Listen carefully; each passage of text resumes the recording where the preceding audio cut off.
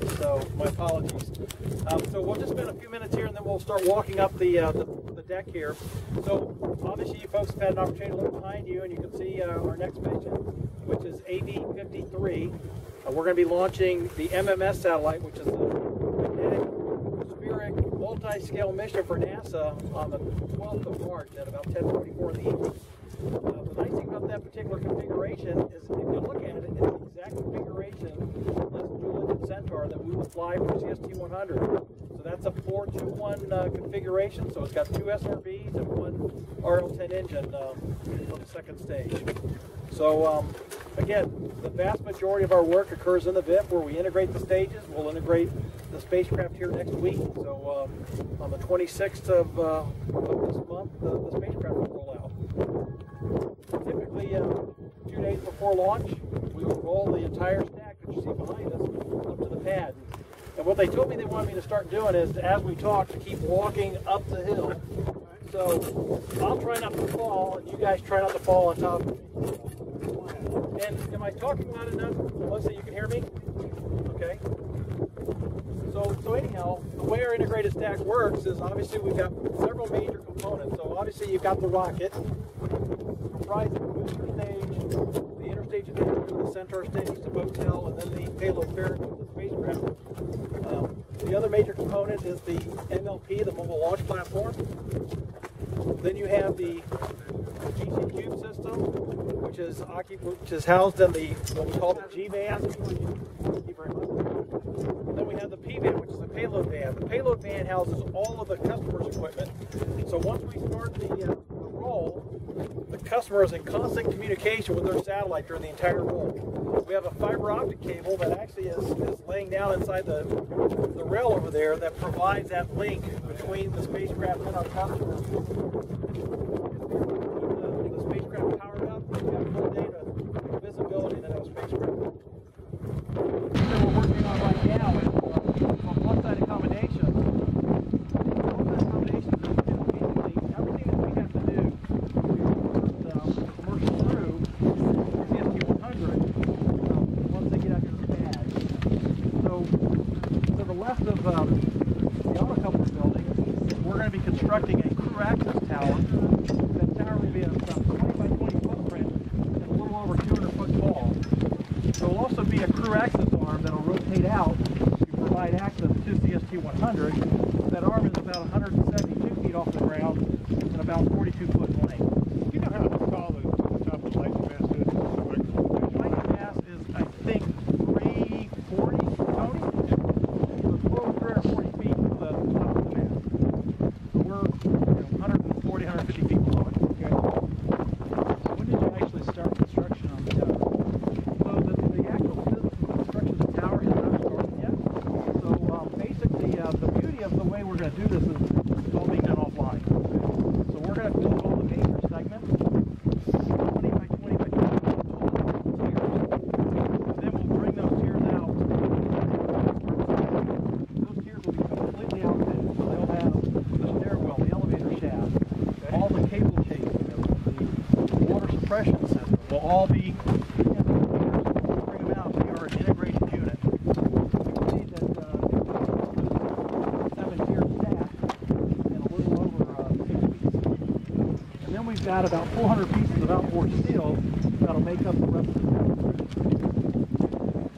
How about crew escape? So crew escape, good question. So we'll stop here for just a minute.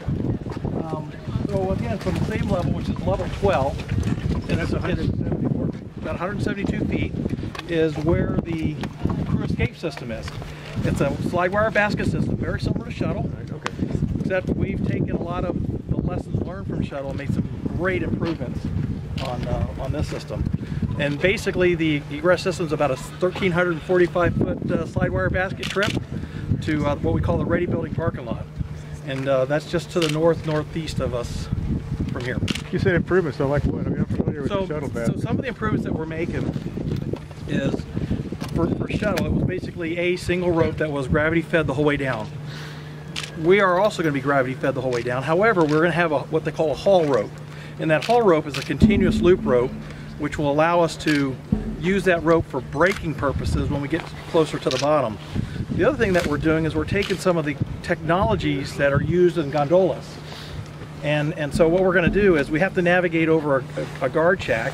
And so what we're going to do is we're going to actually put a stanchion up with these fixed rails that the cables will roll over top of, and that will provide a fixed height. We're going to use that same technology down in the landing zone. So when the baskets get down the landing zone, they will be at a fixed height. So regardless of how much weight comes out, the baskets will stay at that height and not go up. A couple of other improvements that we've done is rear entry. So instead of having to step into a basket or climb out, they'll basically walk in and walk out. Huh. So those are some of the improvements. And again, you know, we're able to capitalize on a lot of the great work that came out of, you know, the space shuttle program and incorporate it into some of our designs. How many baskets are you planning on using? 4 baskets. So, and the baskets will be able to occupy up to 5 passengers. Wow, so a total of 20. So you evacuate the entire pad that way. Well, that's why you need that. We're going to have a very small number of people out here during crew load. So we'll have a flight shuttle. It'll be a fully tanked vehicle. It's going to be a very small group of people, probably 13, 14 people tops. Any other questions? You'll let reporters go down there to test it out? We are going to try to recover costs. We will sell ride tickets. And for those people that remember Disney, it will be an e-ticket ride. I heard a reference as being the first tower of its type built in many, many years. I mean, would that be one of the KSC? Would it be 39A or B, do you think? The only other through access tower here? So that would be on these facilities, yes, sir. So is there any sort of other model that you're that you look to or was helpful in any way in design? Or No, we looked only at shuttle, unfortunately. Yeah, that was about the only data point that we could use in regards to the way the arm was structured, the white room. And again, we tried to capitalize on what knowledge, you know, that the former engineers were able to create, and then we built off of that.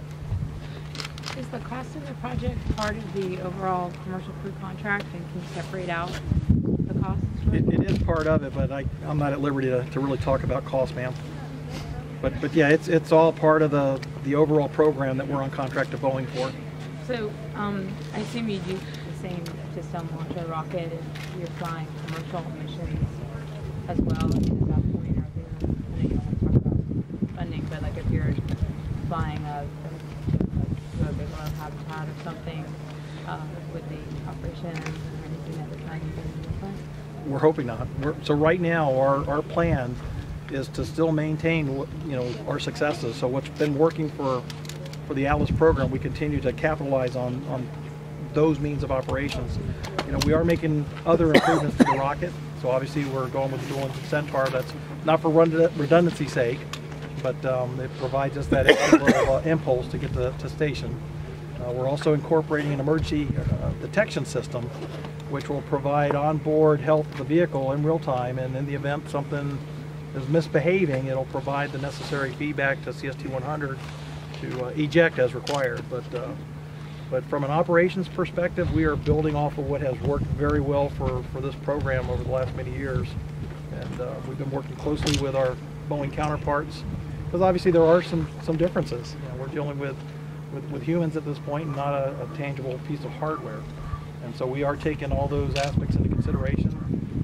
All the human safety factors are included in our designs for the tower. So we believe we've done a really good job up to this point, and providing a very safe and reliable launch system, and also a crew access tower for the crew.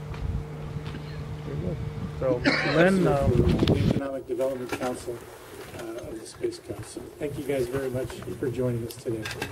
I'd like to thank Howard for a wonderful tour of the construction progress here at LC-41. It really is unique the way that ULA is conducting all of the pattern modifications here in the middle of one of the busiest manifests we've had in the space sector. So thank you, Howard. The Atlas V, with its unrivaled technical and schedule reliability, is the obvious choice for a commercial crew launch vehicle.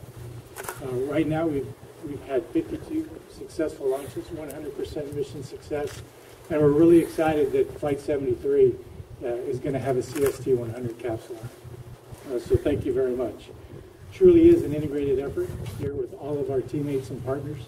And we want to thank them for all the progress that we've made and for the work that's in front of us on this historic journey. So thank you guys very much. I'd like to introduce Jim Sponik to say a few words. Thank you, John. And on behalf of United Launch Alliance, welcome, ladies and gentlemen. Today is actually a very important date in space history. It was 53 years ago today that John Glenn was the first American to orbit the Earth, launching on an Atlas rocket just a few miles from here. And I tell you, we are thrilled to be collaborating with the Boeing company and with NASA to be continuing that legacy and to be returning America to launching astronauts to the space station. As John indicated, we have a terrific plan to be building this crew access tower over the next 18 months. In that same time frame, we'll be launching a dozen missions, and we've got a great plan that's going to accommodate the production of that crew access tower and the crew platform to access the CST-100 to enable these critical launches. Thank you all for being here today. All right, and Bob Savannah. Thanks, John. I debated whether or not I'd wear my NASA flight jacket out here. I thought maybe I could wangle my way onto the test flight with Fergie, but I decided, you know. We can work that. Today is an historic event. It's just one more piece of tangible.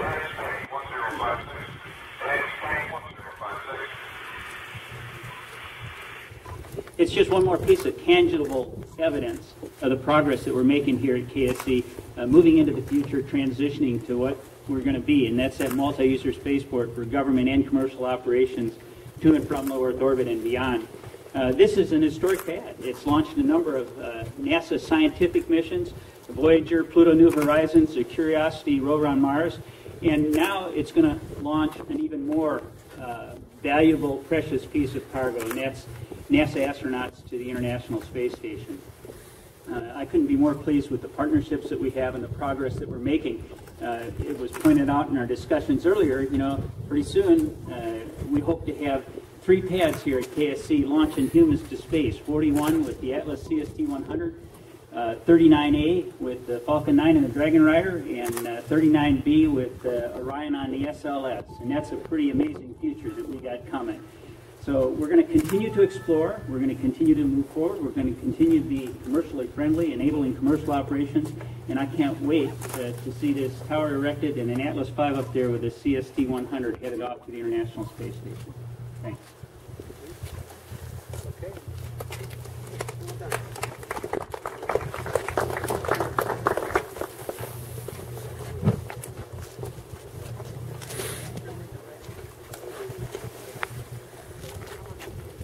You guys can move closer on this side if you want.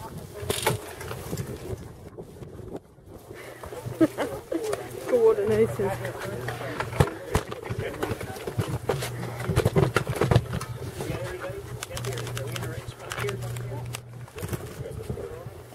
we in the right order? All right. Ready? All right, just hold it. Look this way, please.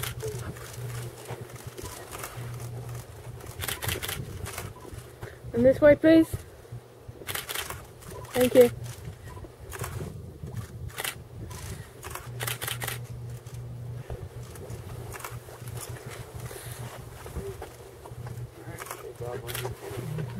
All right, 3, 2, 1, let's do it. All right.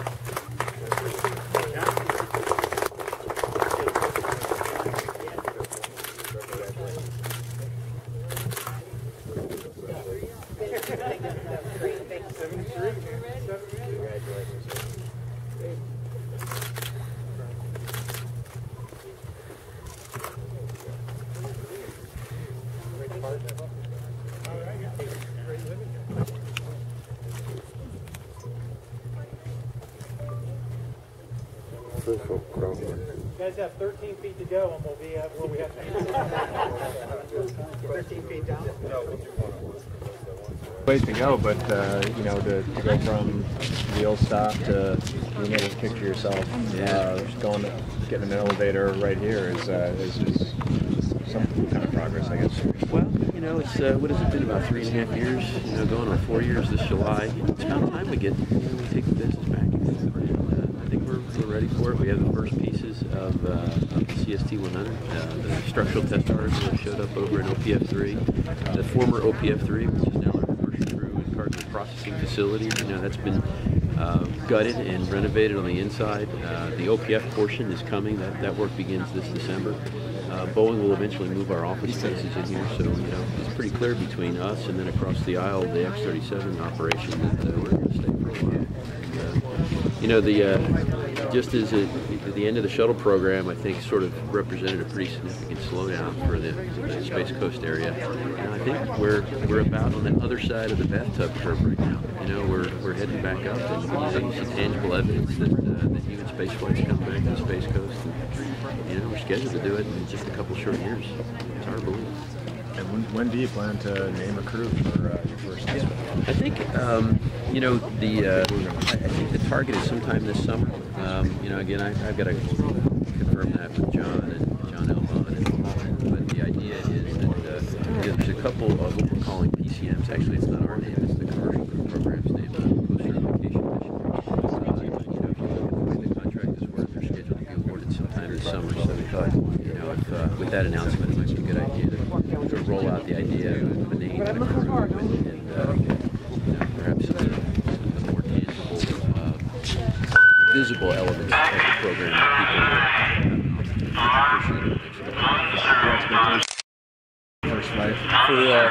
For Boeing's operation, it'll be one NASA, one Boeing is where the plans are right now. You keep trying to put those words on the program. Well, but that doesn't mean Boeing couldn't hire another program, let's put it that way. And that decision is ultimately Boeing's and John Holland's, and we'll wait and see how that all works out. You know, I'd be honored with that, but we have to just wait and see how that all works out. Yeah, sure, of course. Yeah. No, and again, I just didn't know if I'd forgotten any other astronauts you might have on the team. No, but, there are actually none. You know, Brewster Shaw left as the VP about a year and a half ago. So it's all me right now. And it's great. You know, it's I don't want to say it's nice to be the only one around, but we got an opportunity. What I really enjoyed doing, and I joined the Boeing team about 3 years ago, was getting on the ground floor of building a spaceship. And we haven't done this in this country in 40 years. You know, build a human qualified spaceship, and here was a wonderful opportunity to get in with a team that was small and very nimble and put the whole thing together. And we did that in a period of about 6 months. You know, we designed the entire crew interface, all the displays, the whole ops concept of how the crew will interact with the vehicle. And now, 2 years later, we're actually seeing all that come into fruition.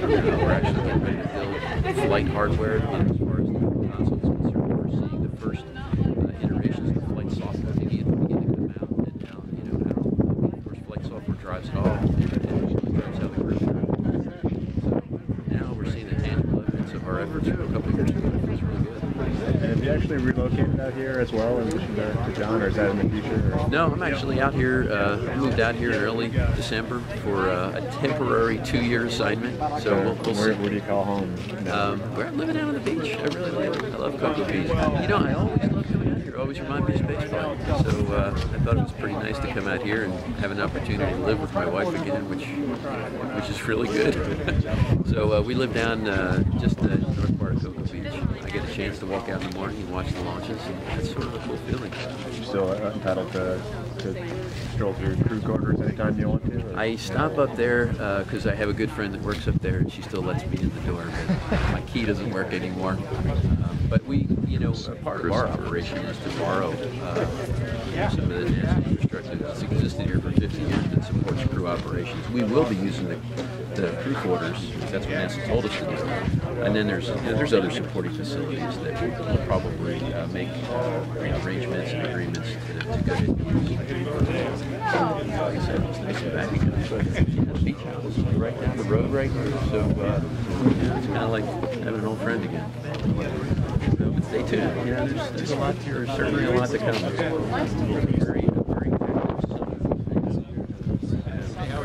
What else, Adam? Can you take us through a mission profile for CST-100? Sure. You know, keeping it very top level, you know, our idea is to dock quickly. So I think you'll find that most of our plans, at least our day one target, will be to launch and dock quickly.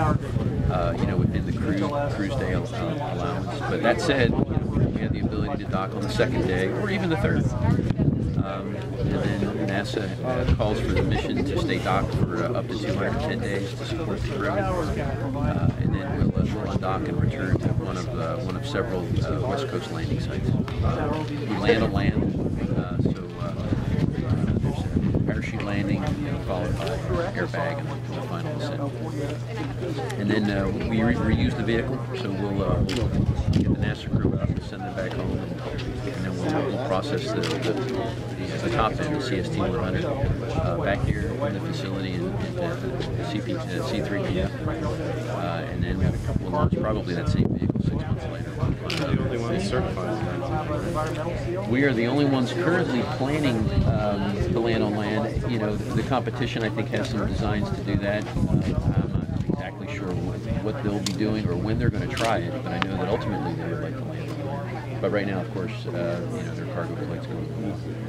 You're going to be watching these EVAs coming up closely, yeah, considering they're kind of related. Yeah, they're actually going to let a couple pilots do an EVA, which is scary. For the longest time, the mission specialists told us that only they were qualified to do EVAs, so we're looking forward to seeing a couple pilots go there. I heard it was delayed by a day. They had I think they saw something in one of the EMUs that were sent back that they wanted to take a closer look at before they would, you know, approve the EVA. So yeah, tomorrow I think is the first one of two, right? 2 or 3 maybe. 2 or 3 in the series. Yeah, probably should read up on them a little bit. I'm not even sure what their tasks are. A lot of cables. It's all related to the IDAs going on. Yeah.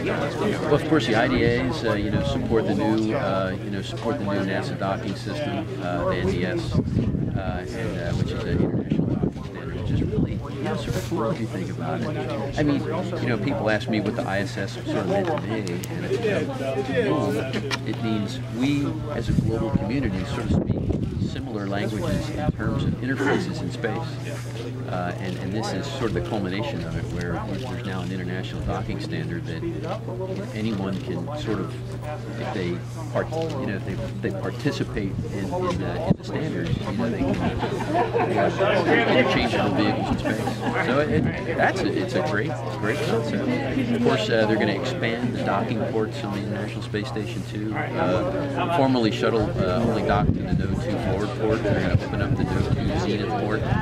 So it'll become somewhat like the mirror image of the Russian segment, where you have vehicles that can dock to the rear and to the bottom. We're going to be on the front and on the top. So, you know, whenever you're ready, if you can explain your name, your role, and... Jim Sponik, Vice President of Atlas and Delta Programs for ULA. This is the model of the crew access tower. The actual tower will be 200 feet tall, about 20 by 20 feet at the base. There'll be an elevator running the entire length of the crew access tower, and then the platform that the crew will use to access the CST-100 capsule itself. That platform, of course, will rotate away from the rocket for launch, and several features like that built in, including an emergency egress system, a cable system, operating a safety egress vehicle well away from the launch pad should that be necessary. We'll be building the crew access tower over the next year and a half, and at the same time launching about a dozen vehicles from this launch pad. So, the CST-100 right now is purely for ISS. Do you have any other aims with the module? So the Boeing company is building the CST-100, and yes, currently plan to launch crew to the International Space Station. So how many times can it actually be reused? I have to ask the Boeing team the reuse of the capsule itself. We provide the launch service for it, together with our many other launches from this launch pad each year. So how much has there been required to adapt the Atlas from its normal commercial purposes to the manned? So by far the biggest thing at the launch site, of course, is the access tower itself. For the rocket itself, the primary modifications are the addition of an emergency detection system. That's monitoring the health of the rocket during the flight. Should it detect that there's something going awry, an anomaly occurring on the launch vehicle itself, it quickly sends a vehicle to the capsule and allows it to safely escape away from the launch vehicle. So that's really the primary modification to the launch vehicle to accommodate launching astronauts on the Atlas.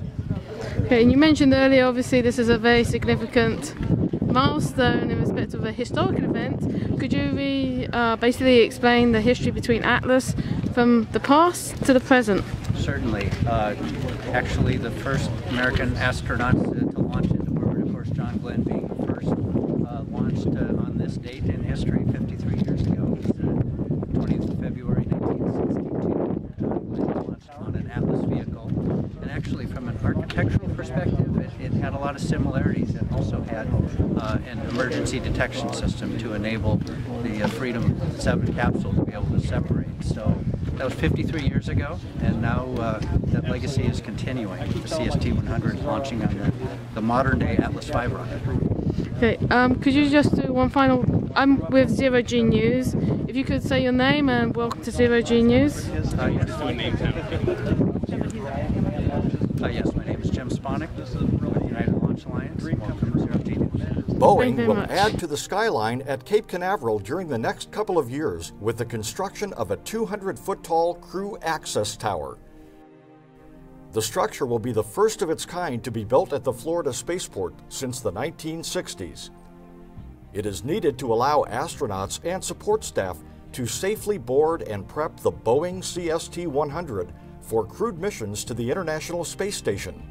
United Launch Alliance, which operates the launch pad, will oversee the 18-month construction work.